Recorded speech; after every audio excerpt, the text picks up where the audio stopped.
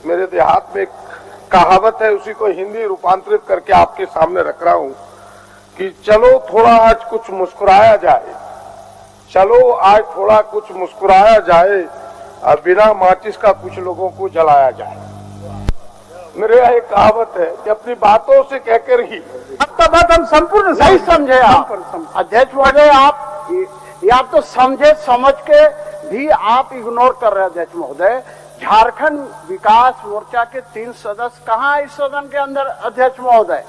आपने अभी पिछले बार राज्यसभा का चुनाव हुआ अध्यक्ष महोदय, राज्यसभा के चुनाव में बाबूलाल मरांडी को आपने जो सूची दिया उसमें भारतीय जनता पार्टी में किया अध्यक्ष महोदय। आप सीपी बाबू स्पीकर रह चुके हैं, आप न्यायाधिकरण विधानसभा का न्यायाधिकरण तो जानते ही होंगे। आप अध्यक्ष, आप विधानसभा का न्यायाधिकरण में इस विषय अभी अध्यक्ष महोदय इसमें निर्णय नहीं हुआ है अध्यक्ष महोदय, फिर आप उसी बात को घसीट रहे हैं। माननीय अध्यक्ष महोदय, हम समझ रहे हैं। आप ऊंचे आसन पर बैठे हुए अध्यक्ष महोदय, आप ऊंचे आसन पर बैठे हुए अध्यक्ष महोदय।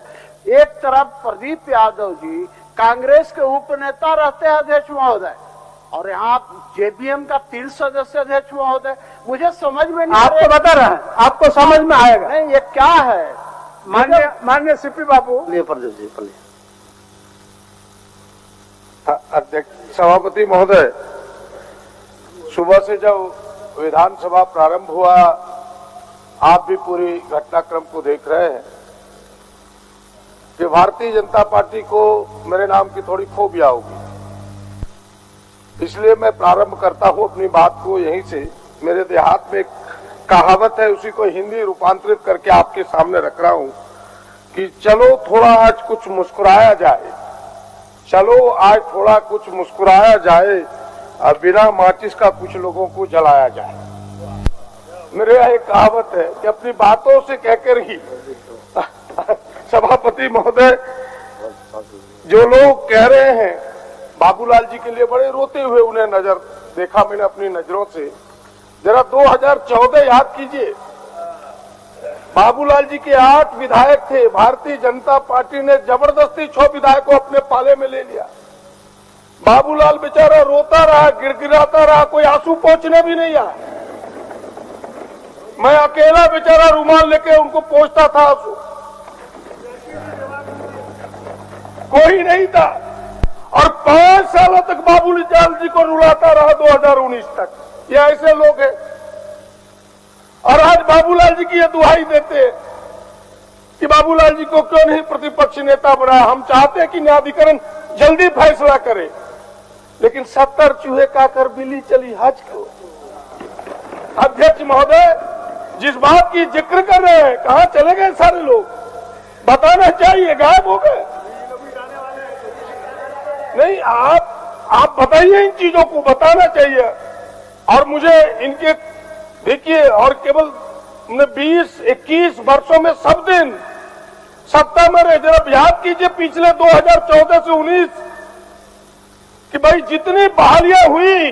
सभापति महोदय, आपको याद होगा केमिस्ट्री के विषय को लेकर मैं आया था +2 का, 120 लोगों की बहालियां हुई थी केमिस्ट्री में, 119 लोग उत्तर प्रदेश, बिहार और बंगाल के थे। आपको याद होना चाहिए कौन लोग था, कैसे लोग थे, जिसने। इसीलिए इनके करतूतों को देख के मुझे वो कविता याद आती है जानकी वल्लभ शास्त्री की कि भाई कुपथ कुपथ पथौड़ा था जो पथ निर्देशक हुआ है, लाज लजाती जिसकी कृति से, लाज लजाती जिसकी कृति से घृति उपदेशक हुआ है। मूर्त दंभ गढ़ने उठता है शील विनय परिभाषा, मूर्त दंभ गढ़ने उठता है शील विनय परिभाषा, और मृत्यु रक्त मुख से देता है जनजीवन को आशा। ऐसे लोग क्या जीवन का आशा देंगे जिनके मुक्त अपने रक्त रंजित हो। सभापति महोदय, ऐसे लोगों को उपदेश देने का कोई अधिकार नहीं है। बोलने दिया मैं अपनी बात प्रारंभ करना चाहता हूँ। व्यवधान न डालें, आप कृपया व्यवधान न डालें, आपका समय।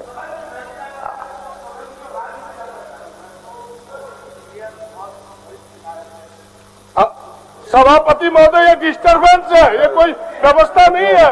It is only disturbance. आप बैठ जाए प्लीज, बोलने दे उनको, बोलने दे बोलने दे उनको। आप बैठ जाइए, आप बैठ जाइए, आप बैठ जाइए। जेबीएम के नेता के तौर पर बोल रहा हूं, आपको दिक्कत क्या है?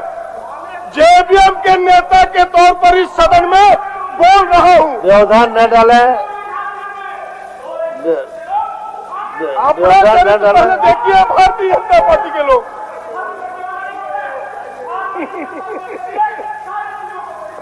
बोलिए, बोलिए।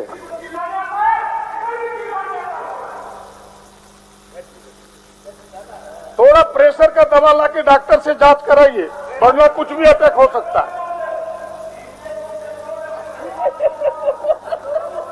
बैठिए, बैठिए, बैठिए, बैठिए। मानो जी आप प्लीज बैठिए, बैठ जाइए।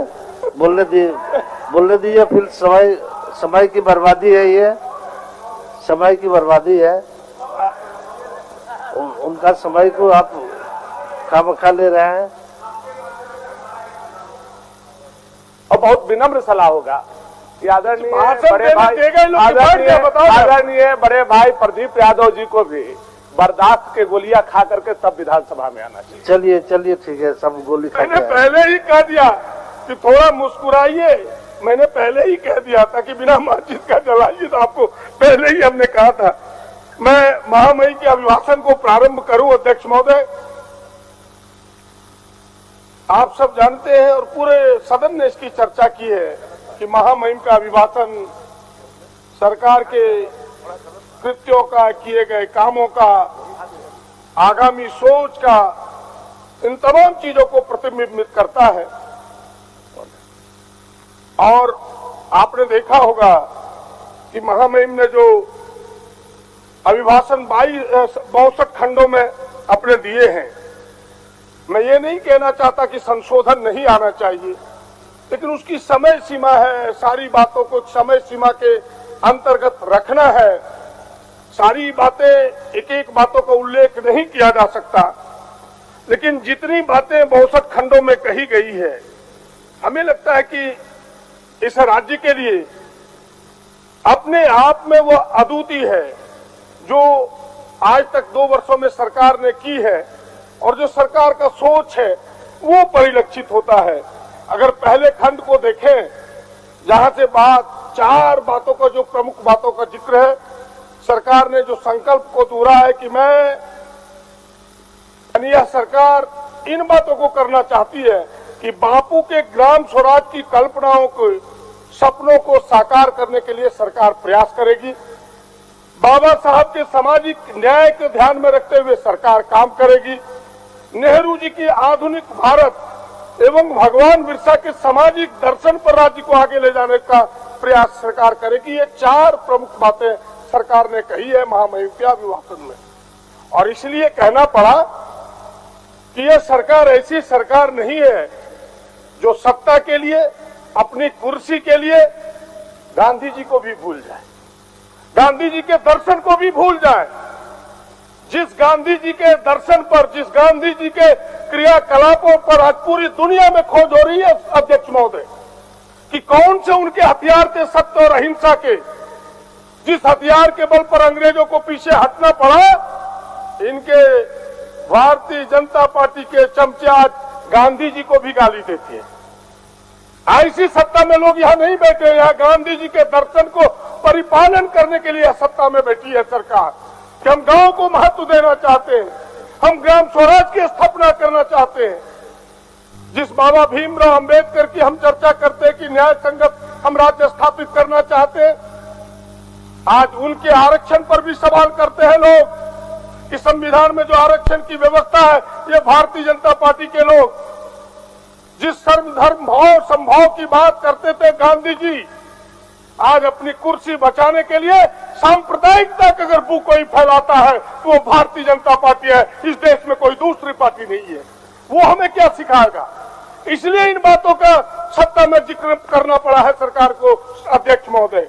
इतना ही नहीं, ताकि नेहरू जी के आधुनिक भारत की कल्पना को, जिस नेहरू जी ने अपने आधुनिक भारत की कल्पना में कई ऐसी कंपनियां HEC हो, भेल हो, गेल हो, ONGC हो, NTPC हो, CCL हो, BCL हो, ECL हो, WCL हो, कितनी नाम गिनाऊं, रेल हो, ऐसी चीजों को स्थापित किया। दुनिया के 250 अन्वेषण करने वाली संस्थाओं में इसरो जैसी संस्था की स्थापना हुई। अध्यक्ष महोदय, कई नाम हैं। ऐसी चीजों को आज कौड़ी के भाव चंद कॉर्पोरेट घरानों के हाथों में बेचने वाले लोग आज हमें क्या सबक सिखाएंगे। इसलिए इन बातों का सरकार को जिक्र करना पड़ा है कि हम ऐसी सरकार बनाना चाहते हैं जो नेहरू जी ने आधुनिक भारत की नींव डाली थी। हम ऐसी चीजों को बेचेंगे नहीं। सरकार उन चीजों को मजबूती प्रदान करके और विकास के रास्ते को प्रशस्त करना चाहते हैं, इसलिए इसका जिक्र किया गया। अध्यक्ष महोदय, इतना नहीं, बिरसा मुंडा के दर्शन, बिरसा मुंडा आबुआ दिसुम आबुआ राज, जल जंगल जमीन की बात करने की बात, ये क्या करेंगे? SPT CNT एक्ट में छेड़छाड़, भूमि लैंड बैंक किसने बनाया? जवाब दे जरा। भूमि लैंड बैंक क्या था? गरीबों के हक के जमीन को छीन करके चंद कॉर्पोरेट घरानों के हाथों में कौड़ी के भाव देने वाले लोग आज हमें क्या बताएंगे? बिरसा मुंडा की तस्वीर दिखा रहे हैं आप, शर्म नहीं आती आपको? शर्म आनी चाहिए। जिस बिरसा मुंडा की धरती से आप जीत के आते, मैं नाम नहीं लेना चाहता उनका, आपने पूरी जमीन उस समय कहा थे आप? उस समय रघुवर जी के मंत्रिमंडल में मंत्री का आप शोभा बढ़ा रहे थे। क्यों नहीं हिम्मत हुई उस समय रघुवर जी का विरोध करने का कि आप गलत कर रहे हो? उस समय आपको हिम्मत नहीं हुई, उस समय आपको ताकत नहीं आया। ताकत अब आया है क्योंकि आप जो इस राज्य को बनाने वाले गुरु जी का बेटा मुख्यमंत्री बन गया, इसलिए आपको अब गर्मी आ रही है धीरे धीरे। वो अकेला नहीं है। और जिस 3.25 करोड़ की आप बात करते हैं, 125 करोड़ देश की जनता देख रही है कि आप क्या कर रहे हैं। सत्ता का सिंहासन हिल रहा है, आने वाले दिन देखिएगा क्या हो गए हैं। 125 करोड़ देश की जनता देख रही है कि आप क्या कर रहे हैं। सत्ता का सिंहासन हिल रहा है, आने वाले दिन देखिएगा क्या होगा, तब परिणाम सामने आएगा। सभापति महोदय, अध्यक्ष महोदय, मैं अपनी बात कुछ खंडों की जिक्र करते हुए इसलिए कर रहा हूं कि अगर इस 62 खंडों में देखें तो इस सरकार ने पहली प्राथमिकता पहले खंड में कृषि को दिया और कहा, वह पंक्ति बड़ी मोटी पंक्ति है कि कृषि केवल खेती नहीं, जीने की एक कला है। यानी सरकार ने खेती के मर्म को समझा है और वो भी झारखंड में, झारखंड के परिप्रेक्ष्य में ही ये बातें राज्यपाल महामहिम ने कहा है। मैं सरकार को बधाई देता हूं, हृदय से धन्यवाद देता हूं कि इस मर्म को आपने समझा है और पहला कदम उस दिशा में है। आपको याद होगा कि जब इस देश के प्रधानमंत्री मनमोहन सिंह हुआ करते थे, उस समय डॉक्टर मनमोहन सिंह के नेतृत्व में 2007 में 60,000 करोड़ रुपए किसानों की ऋण माफी हुई थी। पहली माफी इस देश में किसानों की हुई। यह यूपीए गठबंधन की सरकार थी। झारखंड में उस समय किसानों ने लाभ लिया, जो मेरे ज्ञान में है। और दूसरी माफी अगर इस 21 वर्षों में यहाँ के किसानों ने लिया तो ये गठबंधन की सरकार है जिसका नेतृत्व हेमंत जी कर रहे हैं। ये बधाई के पात्र हैं। मैं मानता हूं कि अभी मात्र 2-2.25 लाख लोगों को लाभ हुआ है। आपकी मंशा पर प्रश्न सरकार से मैं नहीं उठाना चाहता, लेकिन आपके पदाधिकारियों के लचीलेपन पर, आपके पदाधिकारियों के आलसीपन पर मैं प्रश्न जरूर उठाना चाहता हूं कि ये काम 9 लाख किसानों को माफी का था, आपने 2.25 लाख तक क्यों किया? प्रश्न आपसे है, सरकार से है कि भाई आप 9 लाख तक क्यों नहीं पहुंचाए? 2200 करोड़ का बजट आपको आवंटित की इस विधानसभा ने, अब तक 900 ही करोड़ आपने क्यों दिया? आपके पास जो 1300 करोड़ है वो किसानों के खाते में क्यों नहीं पहुंचा? जो किसान, आप विपक्ष को मौका क्यों दे रहे हैं इन बातों से?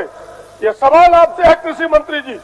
आप अपने पदाधिकारियों पर लगाम कसिए और इसको मूर्त रूप डालिए ताकि 100% किसानों को लाभ पहुंच सके। ये मेरा आपसे कहना है। मैं फिर से एक बार, सरकार के मंशा पर कोई मेरा सवाल नहीं है, आपके निर्णय अच्छे हैं, लेकिन उन निर्णयों को मूल रूप मिलना चाहिए। मैं दूसरी बात कि भाई किसानों को आर्थिक रूप से मजबूती के लिए भी पशुधन योजना को, कृषि पशुधन योजना का लाभ आप देना चाहते हैं। माननीय सदस्य जरा संक्षेप में। अभी तो उनकी बात का ही शुरुआत हो तो दिन भर हमको गाली दी, आप कहाँ थे उस समय? माननीय सदस्य आप समय नहीं, बीच में आप टोकते रहे। समय का भी जरा ख्याल रखिए। आप काफी संजीदे सदस्य भी हैं और एकदम जानकारी भी बिल्कुल विद इन 5 मिनट्स ठीक मैं कंक्लूड करता हूँ। आर्थिक रूप से मजबूती के लिए पशुधन को लाभ दिया, पशुधन, मुख्यमंत्री पशुधन योजना, मैं उसकी प्रशंसा करता हूं, लेकिन वो पशुधन योजना आप भी देखे होंगे कि पिछले समय बिचौलिया का मारामारी था, लेकिन आज बिचौलिया नहीं है, लेकिन वो पशुधन योजना का लाभ किसानों को मिल नहीं पा रहा है, लोग लाभान्वित नहीं हो रहे हैं। उसकी भी क्लोज मॉनिटरिंग की जरूरत है, निगरानी की जरूरत है, लक्ष्य आप पूरा नहीं कर पा रहे हैं। अभी पानी के विषय में भी, पेयजल के विषय में चर्चा हुई है कि हम 59,000 घरों को पानी पहुंचाना चाहते हैं नल के माध्यम से। अच्छी योजना है, अच्छी सोच है सरकार की, और इन्होंने कहा कि 11 लाख घरों में हमने अब तक पहुंचा भी दिया है, बेहतर काम है। लेकिन सरकार को चाहिए कि उन 11 लाख घरों के पानी जो आपने पहुंचाए हैं, मेरे जरे ठोस दावे हैं कि आधे से अधिक घरों में अब पानी नहीं जा रहा है, ये मैं गारंटी के साथ कह सकता हूं। इसके उदाहरण पड़े हुए हैं। सरकार को इन चीजों को मॉनिटरिंग करना चाहिए, ठीक से देखना चाहिए, वरना आपकी बातें कागज के पन्नों में रह जाएगी। हम जैसे लोग जोरदार भाषण देते रह जाएंगे और पानी के बिना लोग तड़प तड़प के मर जाएगा। आपको इसके मॉनिटरिंग की विभाग को जरूरत है कि भाई योजना धरातल पर हो गया, ठेकेदारों ने काम कर दिया, लेकिन उसका लाभ कितना मिल रहा है, इसकी जरूरत है।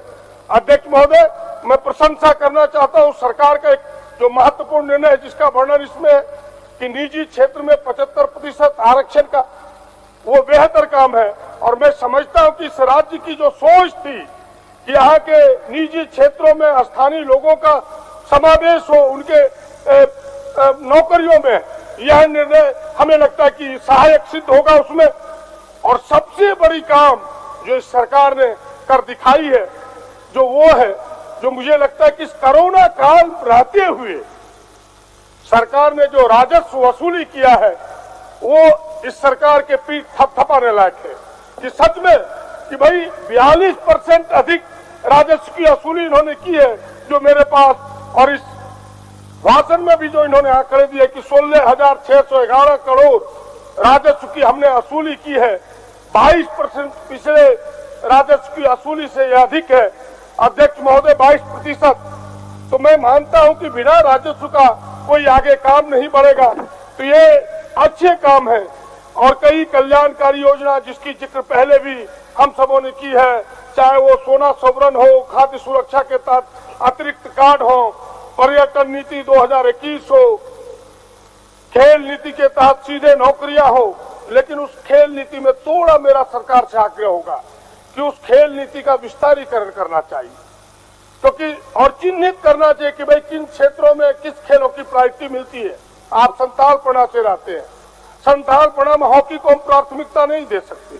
वहाँ फुटबॉल सबसे मशहूर खेल है, घर घर में, टोले टोले में, कस्बे कस्बे में लोग फुटबॉल खेलता है, उसको चिन्हित करना होगा। चाहे हम गढ़वा, गुमला, सिमडेगा, चाईबासा, यहाँ हॉकी सबसे प्रिय खेल है, फुटबॉल से भी बेहतर प्रिय खेल है, कई नेशनल खिलाड़ियों को दिया है। तो जिला और प्रमंडल स्तर पर भी खिलाड़ियों को चिन्हित करके छात्रवृत्ति मिले, और जिस तरह से इंडियन रिजर्व बटालियन है, उसी तरह से खेल बटालियन, खिलाड़ियों का भी बटालियन सरकार घोषित करे, ताकि खेल के प्रति लोगों में उत्साह और अधिक हो। ये करने की जरूरत है, ये मेरी सरकार से सलाह होगी। मान्य सर, और अभी मुख्यमंत्री प्रश्नकाल में जिस बात की चर्चा हुई कि जयपाल सिंह मुंडा के नाम पर जो छात्रवृत्ति योजना है, जिस योजना में आदिवासियों को विशेष करके विदेश भेजा जा रहा है, और सरकार ने इसमें संकेत दिया है कि इसका विस्तारीकरण होगा। मैं मानता हूं कि विस्तारीकरण के तहत आने वाले दिनों में इस राज्य के जो अन्य जातियों के लोग हैं, अन्य वर्गों के लोग हैं, चाहे वो दलित हो, चाहे पिछड़े हो या सामान्य जाति को हो, उन्हें भी इस छात्रवृत्ति का अवसर का लाभ मिले। हमें लगता है कि सरकार ने ये अपनी मंशा प्रकट की है। और दूसरी, अंत में आप कंक्लूड करने के लिए मुझे कह रहे हैं, मैं केवल ये कहते हुए कंक्लूड करना चाहता हूं अपनी बात को कि फिर से एक बार कि जिसकी सबसे अधिक चर्चा हुई है अध्यक्ष महोदय, सरकार आपके द्वार की, उसमें सबसे अधिक आवेदन पेंशन और आवास के आए हैं।